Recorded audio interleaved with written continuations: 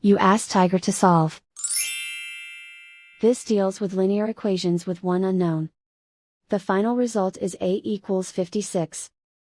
Let's solve it step by step. Group all constants on the right side of the equation. Add 6 to both sides.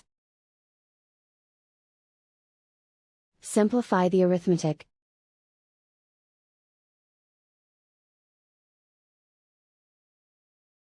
Isolate the a. Multiply both sides by inverse fraction 8/1.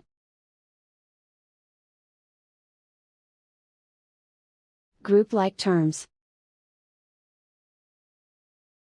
Multiply the coefficients. Simplify the fraction. Simplify the arithmetic. And so the final result is a equals 56.